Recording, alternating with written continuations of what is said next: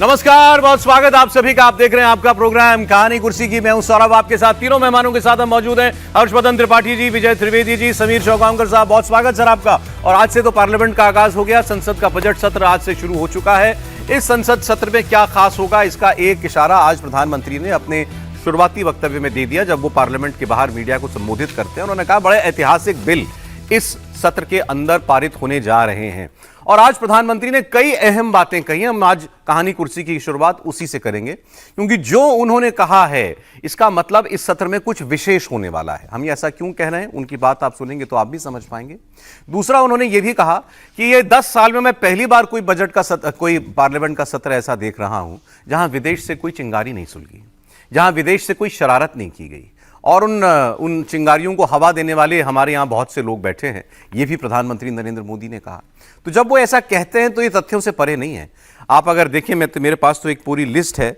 2021 से मैं शुरुआत कर रहा हूं, वो तो 2014 से कह रहे हैं। फरवरी 2021 में किसानों के बारे में एक विदेश से रिपोर्ट आई थी कि भारत में किसान कितने परेशान हैं। जुलाई 2021 में सरकार जासूसी कराती है, पत्रकारों की जासूसी कराती है, सोशल वर्कर्स की और अपने नेताओं की जासूसी कराती है। ये पेगासस नाम का एक जासूसी सॉफ्टवेयर एप्लीकेशन है उससे। जनवरी 2023 गुजरात हिंसा पर बीबीसी की डॉक्यूमेंट्री रिलीज होती है, बिल्कुल पार्लियामेंट सेशन से पहले। जनवरी 2023 में अडानी पर हिंडनबर्ग का खुलासा हो जाता है, लाखों करोड़ रुपए का नुकसान निवेशकों का हो जाता है। मई 2024 में कोरोना वैक्सीन के खिलाफ एक खबर छप जाती है। अगस्त 2024 में सेबी चीफ के खिलाफ हिंडनबर्ग की एक और रिपोर्ट आ जाती है। और नवंबर 2024 में अडानी के खिलाफ अमेरिका के कोर्ट में केस चल जाता है। ये सब कुछ टाइमिंग उसकी यह है कि जब भारत में पार्लियामेंट बैठने वाली हो, उससे तुरंत पहले इस किस्म की बातें होती हैं, जिससे पूरे के पूरे पार्लियामेंट के सत्र में यही चर्चाएं छाई रहती हैं। वॉश आउट हो जाता है संसद का सत्र। इसके बारे में हम बात करेंगे। और दूसरा जो बात एक प्रधानमंत्री ने और कही, उस पर आज चर्चा करना बहुत जरूरी है कि वो किस बारे में बात कर रहे हैं। इस बारे ये कोई खुलासा उन्होंने नहीं किया, लेकिन उन्होंने बहुत जोर देकर के ये कहा कि हम इस सत्र में ऐसा काम करेंगे जिससे महिलाओं को उनका उचित दर्जा मिले, महिलाओं को जो सम्मान मिलना चाहिए वो मिले। पंथ संप्रदाय के दायरे से अलग ऊपर उठकर महिलाओं के लिए काम करने के लिए हम इस सत्र में कोई कदम उठाने जा रहे हैं। तो ऐसा क्या हो सकता है, इस पर भी हम लोग बात करेंगे। जवाब उनको आया प्रियंका गांधी वाड्रा की तरफ से। प्रियंका जी कह रही हैं सरकार वास्तविक मुद्दों पर तो चर्चा कभी करती नहीं है, हम जो सवाल पूछते हैं उसका जवाब भी कभी नहीं देती है। और पिछला सत्र देख लीजिए, वो भी ऐसे ही बर्बाद हो गया है। अखिलेश यादव ने लेकिन एजेंडा अपना पहले ही सेट कर दिया। उन्होंने कहा बजट पर बाद में बात होगी, ये सत्र बजट के लिए है, नाम ही बजट सत्र है। अखिलेश यादव कह रहे हैं बजट पर बात बाद में होगी, पहले महाकुंभ की बात होगी। महाकुंभ में भगदड़ कैसे मची और सरकार क्या छुपा रही है वो बताए। तो मैं आपको ये चारों बयान सुना दे रहा हूं, प्रधानमंत्री नरेंद्र मोदी, प्रियंका गांधी वाड्रा और अखिलेश यादव के। शायद 2014 से लेकर अब तक शायद ये पहला पार्लियामेंट का सत्र है कि जिसके 1-2 दिन पहले कोई विदेशी चिंगारी नहीं प्रगटी है, विदेश में से आग लगाने की कोशिश रही हुई है। 10 साल से 14 से देख रहा हूं, हर सत्र के पहले शरारत करने के लिए लोग तैयार बैठते थे, और यहां उसको हवा देने वालों की कोई कमी नहीं है। ये पहला सत्र मैं पिछले 10 साल के बाद देख रहा हूं कि जिसमें किसी भी विदेशी कोने से कोई चिंगारी नहीं हुई। हम सर्वांगीण विकास के संकल्प को लेकर के मिशन मोड में आगे बढ़ते जा रहे हैं। इस सत्र में हमेशा की तरह कई ऐतिहासिक बिल पर संशोधन को चर्चा होगी। नारी शक्ति के गौरव को पुनः प्रस्थापित करना, पंथ संप्रदाय के भेद से मुक्त होकर के हर नारी को सम्मानपूर्ण जीवन मिले, उसको भी समान अधिकार मिले, उस दिशा में इस सत्र में कई महत्वपूर्ण निर्णय लिए जाएंगे। जो इश्यूज हैं उनके बारे में बात नहीं करते, जवाब नहीं देते। आपने पिछला सेशन देखा, चर्चा ही नहीं की, तो ये सब तो कहेंगे। बजट की बात तो बाद में होगी। ये सत्र और आज का दिन कुंभ में जिन लोगों की जान गई है उनके शांति के लिए जरूर बात रखी जाए। और दूसरा, उत्तर प्रदेश की सरकार, उनके मुख्यमंत्री नैतिक रूप से तो जा चुके हैं, राजनीतिक रूप से कब जाएंगे ये बड़ा सवाल है। जिन लोगों की जान गई है भगदड़ में, सरकार संख्या छिपा रही है, और सरकार इसलिए संख्या छिपा रही है क्योंकि उन्हें मुआवजा न देना पड़े। पहले हमारा ध्यान इसी पर है, जो खोए हुए लोग हैं उनकी सही जानकारी दे, सरकार सूची दे, शव का पूरा इंतजाम करे, उन्हें पहुंचाने से लेकर के उनके घर परिवार को जल्दी से जल्दी जानकारी और सूचना देनी चाहिए। तो यह आपने सुना, आज बजट सत्र से पहले प्रधानमंत्री ने जो बातें कही, बहुत इंपॉर्टेंट बात है। पहले तो जो उन्होंने एक किस्म की चुटकी लेते हुए कहा और कहा मीडिया, आपके मीडिया कर्मियों को तो जरूर इस पर ध्यान देना चाहिए। भाई, विदेश से इस बार कोई तमाशा नहीं हुआ, विदेश से इस बार कोई साजिश का एंगल नहीं आया, कोई हंगामा नहीं हुआ हमारे सेशन के शुरू होने से पहले। अब आप उनकी बात सुनिए तो सच है, सच लगता है। कभी पेगासस, कभी भी कोई डॉक्यूमेंट्री आ जाती है, कभी अडानी जी, कभी कोरोना की वैक्सीन, कभी सेबी का चीफ। शांति से शुरुआत तो शांति से हुई इस बार सत्र की। नहीं, शुरुआत शांति से कम उस तरह से दिख रही कि हुई है, लेकिन अब सत्र जब शुरू हो जाएगा तब समझ में आएगा कि क्या क्या मुद्दे हैं, क्या क्या मसले हैं। हालांकि ये बजट का सत्र है और मुझे लगता है किसी भी राजनीतिक दल को ये समझना चाहिए कि इससे बड़ा अवसर उनके लिए नहीं होता है। मतलब सरकार तो अपनी चीज़ों को पेश करेगी, लेकिन विपक्षी पार्टियों के लिए इससे बड़ा अवसर नहीं होगा कि वो बजट में क्या कुछ देखना चाहते हैं उसको थोड़ा स्पेसिफिक बताएं। वरना बड़ा मजाक चलता है कि भाई आप इस पार्टी के हैं तो ये बोलेंगे, इस पार्टी के ये बोलेंगे। तो क्या विपक्षी पार्टियां इस बजट से पहले वो बता पा रही हैं कि हम बजट में क्या चाहते हैं? कल बजट आ जाएगा। आज तक किसी भी राजनीतिक दल, राहुल गांधी जी को हमने सुना, प्रियंका जी को तो सुन ही रहे हैं, अखिलेश यादव जी को सुना, शरद पवार जी को सुना, ममता बनर्जी जी को सुना, यानी देश का कोई नेता मुद्दों पर बात नहीं कर रहा है। अगर कुछ होता तो उसी पे हंगामा कर लेते। तो फिर पीएम का वो वाला आरोप सही लगता है कि एक खबर आती है उसके आधार पर आप हंगामा करते हैं। और मैं फिर कह रहा हूं, ये बजट सत्र है, अगले 1 वर्ष के लिए सारा पैसा, सारा प्रपोजल, सारा जिसको कहें कि जो कुछ भी होना है वो सब यहीं से होना है। ठीक है, इसमें आप अगर सुझाव नहीं दे पा रहे हैं और मोदी सरकार पर सवाल नहीं खड़े कर पा रहे हैं तो फिर ये लगता है कि आपके पास मुद्दों की विदेशी हाथ चुप कैसे बैठ गया। लेकिन इस बार सवाल ये जो प्रधानमंत्री कह रहे हैं, एक ये ट्रंप इफेक्ट है क्या? ये नहीं, एक तो ट्रंप इफेक्ट है, दूसरा बैक टू बैक इतने फेल हुए हैं। आप ये भी तो देखिए ना कि बैक टू बैक सारे के सारे फेल हो गए। अगर फिर वो ठीक इसी सत्र के पहले कुछ न कुछ लेकर अभी बहस कर रहे होते तो हम सारे लोग यही बात कर रहे होते, और पीएम तो डिस्क्रेडिट पहले ही उनको कर चुके हैं, उनको और अवसर मिल जाता। भाई, जब कोई भी बात होती है और उस पर कई बार कहा जाता है ना कि विरोध वहां तक करिए जो विरोध के लिए विरोध न लगे, मुद्दों पर विरोध लगे। जैसे पिछली बार भी जो कुछ था तो उसमें अडानी की बात आप कब कर चुके थे, उस वक्त तो समझ में आता है, लेकिन उसके बाद जब आप अडानी की बात खींच कर लाते हैं और दूसरे मुद्दे दिखते हैं कि वो तो उतना आधार नहीं है, उतना उसमें तर्क नहीं है, तो फिर वो मुश्किल हो जाती है। विदेशी साजिश इस बार खामोश है, प्रधानमंत्री कह रहे हैं। दो बातें आपने की, दोनों बातें ठीक है। एक तो ट्रंप इफेक्ट भी कुछ हो सकता है, दूसरा एक हिंडनबर्ग जो हिंडनबर्ग दुकान समेट करके चला क्लोजर गया। हो गया उनकी दुकान। एक बड़ी जो कंपनी थी या जो बड़ा संगठन था, वो शुरू हो गई है, उसके खिलाफ जांच भी शुरू हो गई, लेकिन वो बंद कर दिया। तो वो भी एक बड़ा कारण था। जितनी चीज़ों का आप जिक्र कर रहे हैं उनमें से बहुत सारी जगह पर उनकी भी भूमिका रही है। और ये सही बात है जो प्रधानमंत्री कह रहे हैं कि हर चुनाव से पहले, हर संसद के सत्र से पहले कोई ना कोई विदेशी बवंडर होता है।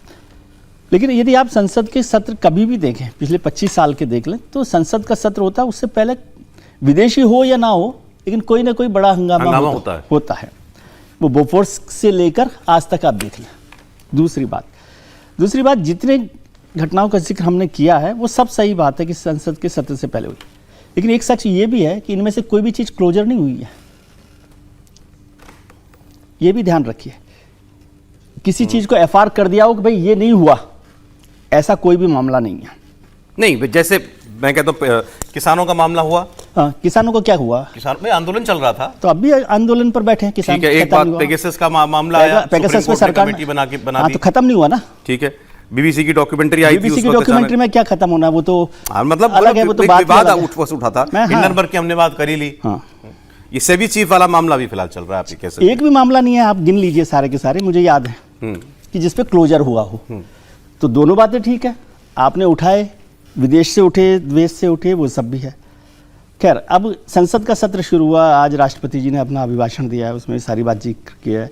प्रधानमंत्री जी ने जो बात की है उसमें मुझे लगता है कि क्या सरकार वक्फ के बाद जो यूसीसी का बिल है, जो महिलाओं पर बोले, महिलाओं पर बोले और पंथ और धर्मनिरपेक्ष के आधार पर उन्होंने महिलाओं की बात की, तो वो मोटे तौर पर मुझे यूसीसी का मैसेज लगता है। केंद्र में यूसीसी, केंद्र में यूसीसी, और जब वो उत्तराखंड में लेकर आ गए हैं तो हो सकता है वो भी वैसा ही करेंगे, यूसीसी को ले आएंगे तो फिर उसको जेपीसी को भेज देंगे, क्योंकि यूसीसी एक बार में तो पास होने वाला नहीं है। वो प्रधानमंत्री का इशारा आपको जुड़ता हुआ यूसीसी मुझे यूसीसी से जुड़ता हुआ लग रहा है, क्योंकि दो बिल है इस बार का, जो अभी मैंने पूरा पार्लियामेंट का वो देखा है, उसमें 16 बिल सरकार लेकर आ रही है। जी हाँ, सब है मेरे पास, है ना। तो उसमें उसका एज सच कोई महिलाओं से जुड़ा हुआ बिल नहीं है, कोई नहीं है। तो वक्फ है, देखिए वक्फ को आप सीधे महिलाओं से नहीं जोड़ सकते, महिलाओं से जुड़ा हुआ बिल नहीं है। नहीं है। वन नेशन वन इलेक्शन की जेपीसी की रिपोर्ट आनी है, वो भी ऐसा कुछ जुड़ा हुआ नहीं है। इसके अलावा बैंकिंग बिल है, रेलवे, आपदा प्रबंधन, यूसीसी का बिल लाकर उसे जेपीसी को सौंप दिया जाए, क्योंकि यूसीसी का बिल भी आया और वो तो जेपीसी के पास ही जाएगा, उसमें कुछ ऐसा बड़ा वो नहीं है, कोई अचरज वाली बात नहीं है। लेकिन वक्फ बिल भी यदि आता है तो उस पर बड़ा हंगामा हो, क्योंकि जेपीसी की जो बैठकें हुई है, करीब 36-38 बैठकें हुई, उसमें हमेशा ही विपक्ष विरोध करता रहा, और जो रिपोर्ट सबमिट की गई लास्ट डे, उसमें भी 1911 का वो रहा है। कल होम मिनिस्टर ने बोला है दिल्ली की अपनी रैली में कि इसी सत्र में हम वक्फ बिल पास कराएंगे, तो इसमें आपको एम्बिग्यूटी नहीं है। एम्बिग्यूटी नहीं है, वो जब पास करके कल बिल को दे दिया, लोकसभा अध्यक्ष को सौंप दिया है, तो इसका मतलब मैसेज साफ है कि सरकार उस बिल को लेकर आएगी, पास कराना उनके पास बहुमत है, पास भी हो जाएगा यदि, और वो तो अलग इशू है, लेकिन सरकार उस बिल को अमेंड करके लेकर आ रही है। उसमें जो सारे विपक्षी दल है, उन्होंने सबने अपने डिसेंट नोट दिया है। हाँ, डिसेंट नोट दिया है, संशोधन उसमें सत्ता पक्ष के जो सांसद थे उनके माने 11 जो संशोधन मांगे गए हैं वो सारे के सारे सत्ता पक्ष के। ठीक है, लेकिन मतलब अगर हम बात करें, जो प्रधानमंत्री ने कहा कि इस सत्र में बड़े ऐतिहासिक बिल आने वाले हैं, तो उसमें से एक वक्फ हो गया, एक वन नेशन वन इलेक्शन की जेपीसी की रिपोर्ट भी सबमिट होनी है इस बार, वो हो गया 2, और जो उन्होंने महिलाओं वाली बात कही, क्या उससे जुड़ा यूसीसी का कोई मैटर हो सकता है, ये अभी हमको देखना होगा। समीर जी, क्या लग रहा है आपको?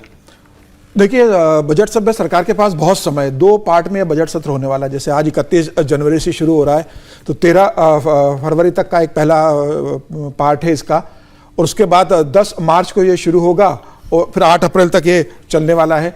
तो सरकार के पास अभी लंबा समय है पूरा बजट सत्र के अंदर। तो सिर्फ ये मान लेना कि अभी पहला सत्र जब बजट पेश होगा तो 13 फरवरी के बीच में सरकार कोई बिल लेकर आएगी, मुझे इसकी संभावना कम लगती है। सेकंड पार्ट में मुझे लग रहा है कि सरकार होगी, अभी तो बजट पेश होगा, उस पर चर्चा होगी। अभी जो अगले हफ्ते खत्म हो जाना है उसमें बजट पे चर्चा होगी। अभी तो बजट पे भी चर्चा नहीं हुई, उसमें तो पहला वीक निकल जाएगा प्रेसिडेंशियल एड्रेस पर थैंक्स, उसी के ऊपर थैंक्स भी प्रधानमंत्री उसका जवाब देंगे। 2 दिन लोकसभा में, 2 दिन राज्यसभा में, मुझे लग रहा है कि इस पे नहीं होगा। लेकिन प्रधानमंत्री मोदी ने सेकंड पार्ट की जो चर्चा की है कि जो दूसरा सत्र जो शुरू होगा 20 दिन के करीब पर जो रहेगा, उसमें वो जरूर बिल लेके आएंगे। तो तब सरकार के पास अभी लंबा समय है चीजों को लेके। मुझे लग रहा है इस बार मैं इसीलिए इसी पहले हिस्से में कुछ हो जाए इसको इसलिए नहीं नकार रहा हूं, क्योंकि दिल्ली का चुनाव भी चल रहा है। बिल्कुल, बिल टेबल तो कर सकते हैं, दिल्ली की वोटिंग नतीजा सब हो जाएगा इसी पहले पार्ट के बीच में। बिल टेबल कर सकती है, लेकिन बजट पास कराने के लिए, और अभी क्या होगा, 2 दिन वोट ऑफ थैंक्स पर डिबेट होगी लोकसभा में, 2 दिन राज्यसभा में होगी, उसके बाद बजट पर बहस शुरू होगी। देखिए, वक्फ बिल भी इंट्रोड्यूस ही किया था ना, जेपीसी को किया ना, लेकिन उसके बाद कितनी लंबी बहस चली उसके ऊपर। दिल्ली बजट का मुझे लग रहा है टेबल करने में तो कोई दिक्कत नहीं है, टेबल कर दें, लेकिन टेबल करेंगे तो फिर बजट को पास कराने में बहुत हंगामा होगा, बहुत मुश्किल होगी। हंगामे से कौन डर रहा है? नहीं डर रहा, इसलिए नहीं हो पाएगा। आप देखिए ना, 5 तारीख को वोटिंग है, 1 तारीख को बजट आ रहा है, 2-3 को सत्र नहीं है, 4 और 5 है, तो उसमें तो बजट पे चर्चा होगी ना। आप बिल कैसे लेके आओगे? 5 को वोटिंग हो रही है, तो मुझे लग रहा है कि बजट में ही प्रधानमंत्री मोदी को जो संदेश देना है, बजट में ही सरकार ऐसी कई घोषणाएं करेंगी जिसका पूरे देश के अंदर मध्यम वर्ग को लेकर हो, या किसी किसानों को लेकर हो, या गरीब तबके को लेकर कोई बड़ी घोषणा करेंगे, मुझे लगता है, और वो बजट में इसकी घोषणा करेंगे। बिल मुझे लगता है कि सरकार को ऐसा बिल लेकर भी आ सकती है जिस बिल की चर्चा नहीं हो रही है। और प्रधानमंत्री मोदी का 2014 से लेकर 2024 तक आप कार्यकाल देखोगे तो कई बिल प्रधानमंत्री मोदी ऐसे लेके आए जिसका चर्चा नहीं था, जिसकी उम्मीद नहीं थी, लेकिन वो बिल अचानक सत्र के अंदर आ गया है। और इसमें राष्ट्रपति के अभिभाषण में उसका जिक्र नहीं किया गया, आज ही तो अभी पेश किया। राष्ट्रपति का अभिभाषण भी तो सरकार का ही भाषण है, उसमें कोई इस तरह का लिस्टेड बिलों में ऐसा कुछ है नहीं, लेकिन उन्होंने कहा है तो कुछ तो बात जरूर होगी। देखिए, एक तो सबसे आसान जिसको कहें कि जिसमें गेस करने की जरूरत नहीं है, वो होता है समान नागरिक संहिता। और भले सरकार ये कह चुकी है कि हम राज्यों में लाएंगे, लेकिन उसका एक दूसरा पहलू ये है कि उत्तराखंड में एक तरह से जो ट्रायल टेस्टिंग करनी थी, एरर वगैरह चेक करना था, वो हो गया, तो कोई बहुत मुश्किल नहीं हुई। दूसरी एक चीज है जिस पर ज्यादा गंभीरता से बात हम लोगों को करनी चाहिए। हम कह रहे हैं कि वक्फ कब आएगा, बजट पेश हो पाएगी नहीं, हल्ला हंगामा होगा, क्यों होना चाहिए? इस देश के लोगों को जरा इस पर हम लोग जब बात कर रहे हैं तो कहानी कुर्सी की में ये ज्यादा चर्चा क्यों होनी चाहिए? क्योंकि रोज आप सुनते हैं तो हम लोग सुनते हैं कोई राजनीति हो गई कि नहीं हुई। अरे भाई, वक्फ पर सरकार ने एक प्रपोजल दिया कि ये हम संशोधन करेंगे। अच्छा, ये 5 बातें हैं, वक्फ बाय यूजर हो गया, किसी का दावा हो गया, उसमें और कौन अधिकारी होगा, कहां से कौन सी संपत्ति, कितने समय बाद होगा, कागज दिखाना पड़ेगा, एक लाइन जो आसानी से समझ में आता है। अब सरकार को हंगामा लगा तो सरकार ने जेपीसी में डाल दिया। जेपीसी में जितने लोग आपको बड़ी बड़ी तकरीर करते दिखते हैं, ओवैसी साहब, इमरान मसूद साहब, ऐसे सारे लोग उसमें थे, उन सब के बीच में हुआ। आखिरी दिन बैठ करके साथ में चाय बिस्किट खा रहे थे, सब हंसी ठट्टा कर रहे थे। चाय बिस्किट के बाद अंदर कांच तोड़ते हैं, कुछ और भी कह दिया था ना, वो कह रहे थे कि आगे और बिल आने वाला है, तो उसकी भी चर्चा कर रहे थे। तो मुझे लगता है कि लेकिन इसका मतलब क्या हुआ? इसका मतलब ये तार्किक तौर पर जो संविधान के दायरे में जो कुछ हो सकता था वो जेपीसी में हुआ। अब बहुमत का सवाल है, जिसके पास संख्या होगी वो तय करेगा, संविधान ऐसे ही कहता है। अब इस पर किसी तरह का हल्ला हंगामा क्यों होना चाहिए? अब आप दूसरे मुद्दे पर बात कीजिए और आप बजट सत्र में बजट के साथ दूसरे जो मुद्दे हैं उसकी बात चर्चा। मेरा एतराज ये है कि आप लॉजिक क्यों ले आते हैं बीच में?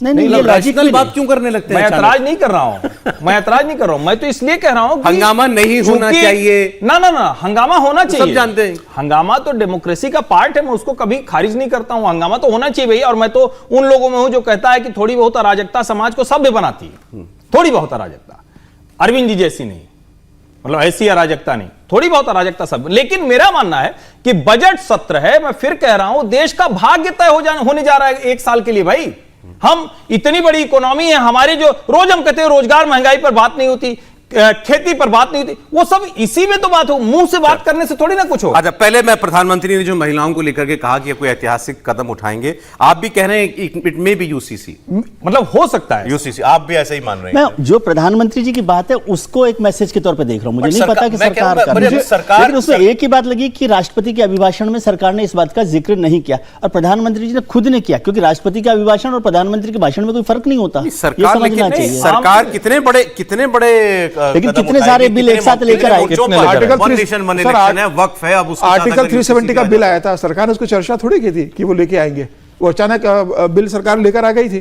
तो मुझे लग रहा है कि ऐसे सरकार में मतलब मोदी सरकार पार्ट 3 में हमें ये तो दिखाई दे रहा है ना कि बिल्कुल सारे बड़े अहम बिल जो हैं इन पर चर्चा के लिए सरकार मुझे लगता है चर्चा हो जेपीसी को जा रही है। ये भी तो हो सकता है कि सरकार ने सबका ध्यान इन बिलों के ऊपर लेकर आए। और आज जैसे आप उसको मैसेज को देखिए, राष्ट्रपति जी ने अभिभाषण में नारी वंदन अधिनियम का जिक्र किया है ना, और 1 नेशन 1 इलेक्शन का बिल आने वाला है। वो दोनों भी कनेक्ट होते हैं, क्योंकि उससे पूरे हिंदुस्तान की राजनीतिक तस्वीर, संविधान मतलब जो संसदीय तस्वीर है वो बदल जाएगी। अभी उसको लागू करना का तो हो चुका ना काम। नहीं, 1 नेशन 1 इलेक्शन अनाउंस हो, फिर उसका डिलिमिटेशन का प्रोग्राम का भी अनाउंसमेंट हो, तो एक एग्जीक्यूशन लेवल पर नहीं आया ना वो अभी तक तो पता ही नहीं। मैं कह रहा हूं सर, उसमें विधायी काम कुछ नहीं बचा। हाँ, डिलिमिटेशन का जो काम है उसके लिए संसद की जरूरत थोड़ी ना है। डिलिमिटेशन तो संसद बिल तो पास करना ही पड़ता है, डिलिमिटेशन का भी सरकार को, वो तो डिलिमिटेशन ले आएंगे, उसको पास करा हो जाए। लेकिन जो इसका जो प्रक्रिया है वो सरकार मुझे लग रहा है कि सर प्रधानमंत्री नरेंद्र मोदी को आउट ऑफ बॉक्स भी देखना चाहिए। हम सिर्फ जिन बिलों पे चर्चा कर रहे हैं वो तो सबके सामने है कि बिल आने वाले हैं, इस पर चर्चा हो रही है, जेपीसी बनी हुई है, सरकार के एजेंडे में है। प्रधानमंत्री मोदी तो हमेशा आउट ऑफ बॉक्स काम करने के लिए जाने जाते हैं, वो हमेशा सरप्राइज देने के लिए जाने जाते हैं। हो सकता है कोई ऐसा बिल लेकर आए जिसकी बहुत चर्चा नहीं हो रही है, कोई चीज नहीं लेकर आए। दिल्ली के चुनाव का फायदा उठाने के लिए कुछ कर सकती है सरकार, आपको लगता है? नहीं, मुझे नहीं लगता कि अभी 2 दिन के अंदर आएगा। वो तो जो फायदा उठाना है वो बजट के अंदर उठाएगी सरकार, लगता है बिल्कुल बजट में उठाएगी। और सिर्फ दिल्ली की सरकार के लिए पूरे देश के अंदर एक मैसेज देगी। कह रहा हूं ज्यादा न कहिए, ये वही हो जाता है हर बार। इतनी टीवी पे हम लोग चर्चा करते हैं, लोग भी देखते हुए थोड़ा खुश हो जाते हैं, मिडिल क्लास लगता है चलो इस बार 10 लाख तक तो टैक्स फ्री कर देंगे। हालांकि इस सरकार ने टैक्स लिमिट बढ़ाई है, 2.5 लाख से 7.5 लाख हो गया। लेकिन आज के समय में जब हम ही कह रहे हैं कि हमारी पर कैपिटा इनकम बढ़ गई, हम ही कह रहे हैं कि हमारी जीडीपी का साइज देखिए 17 लाख से 45 लाख करोड़ पहुंच गया, तो फिर इतना भी होना चाहिए, 10 लाख तक टैक्स तो फ्री होना ही होना चाहिए। मतलब जो सामान्य लोग हैं जो शहरों में रह रहे हैं उनके लिए बहुत और इस बजट में और ये चुनावी लाभ वाला है। और सर, ये पहला बजट है सरकार का, मोदी सरकार के तीसरे कार्यकाल का पहला बजट है। सरकार इसके अंदर तय है कि प्रधानमंत्री मोदी को ऐसी बात जरूर लेकर आएंगे जो बहुत आश्चर्यचकित करने वाली होगी या बहुत बड़ी राहत देने वाली होगी, और ऐसी बात जरूर करेंगे कि विपक्ष भी उस बात को खारिज नहीं कर पाएगा। मुझे लग रहा है बजट में यह परिलक्षित होने वाला है। अपनी डिमांड लिस्ट दे ही चुके हैं, मिडिल क्लास वाली 10 लाख तक एग्जेम्प्ट कीजिए और बहुत सारी बातें। मैं एक रिपोर्ट कहीं पढ़ रहा था, क्योंकि आज बजट है तो थोड़ी सी वैसी भी चर्चा होनी चाहिए। सरकार को जो पैसा मिलता है, जैसे जीएसटी कलेक्शन का जो मिलता है, टैक्स का जो पैसा मिलता है, वो इस बार है, वो हर साल बढ़ता ही है, तो इस साल भी बढ़ के आया है। दूसरा, जो सरकार को कैपिटल एक्सपेंडिचर करना था, जो सरकार को ये अपना पुल, सड़कें, हाईवे, पोर्ट वगैरह सब बनाने पे करना था, वो आधा ही खर्च हुआ है अभी तक का। तो उसके हिसाब से सरकार के पास जो बचत हो रही है वो 1 लाख करोड़ से ज्यादा की है। 10 लाख करोड़ रुपया पिछली बार सैंक्शन किया था, तो वो नहीं पूरा खर्च हुआ है, तो वो 1 लाख करोड़ रुपया जो है सरकार चाहे अगर तो ये मिडिल क्लास को या किसी भी और सेक्शन को रिलीफ देने के लिए इस्तेमाल कर सकती है। वो विंडो है सरकार के पास। और जो वो क्या बोलते हैं सर उसको, डेफिसिट, रेवेन्यू डेफिसिट जो है वो कम हुआ है सरकार का। तो सरकार के पास एक है, विंडो है, मतलब थोड़ा सा। लेकिन देखिए सरकार जो है ना बहुत होशियार, मतलब कोई भी सरकार होती है उसके जो अफसर हैं, स्पेस है सरकार के पास, बिल्कुल। एक बात मैं थोड़ा सा जोड़ दूं, भंडार भी भरपूर है इस बार सरकार के पास, हाथ तंग नहीं है। आपको समझना, आपको मतलब जो विशेषज्ञ ना उनको समझना भी मुश्किल काम है। अब आप समझिए 1 लाख करोड़ का डेफिसिट क्या होता है, कुछ भी नहीं होता। जो सरकार 10 लाख करोड़ रुपए लोन पर इंटरेस्ट दे रही है, केंद्र सरकार 200 लाख करोड़ का वो है कर्ज केंद्र सरकार पर, उस पर वो 10,68,000 करोड़ या कुछ है, मतलब एवरेज 10 लाख करोड़ है, वो उसका इंटरेस्ट दे रही है। और उस इंटरेस्ट के लिए भी उसने 10 लाख करोड़ रुपया लोन पर ले रखा है। और आप अभी खुश हो रहे हैं 1 लाख करोड़ के डेफिसिट पर। 1 लाख करोड़ सरकार चाहे तो आसानी से खर्च कर सकती है। हाँ, कर सकती है, वो तो बचा हुआ नहीं। उसको तो आप वैसे सरकार के निकम्मेपन पर भी देख सकते हैं कि सरकार ने वो, हाँ, आपको देखने का तरीका है कि आपने, सरकार ने क्यों नहीं किया खर्च। दूसरी बात, ये वो सरकार है जिसने वादा किया था 2014 में, इस पार्टी ने, सरकार ने नहीं, पार्टी ने, कि वो कर व्यवस्था को खत्म करेगी, इनकम टैक्स सिस्टम को खत्म करेगी। तो वो जो सरकार, जो पार्टी इनकम टैक्स खत्म करने के वादे के साथ आई, वो बजट लिमिट बढ़ा के हमें कल भी आ रहे हैं ना, कल भी आ रहे हैं, कल तो डिटेल में बजट पे चर्चा होगी। ठीक है, तो ये बात कल भी जारी रखेंगे।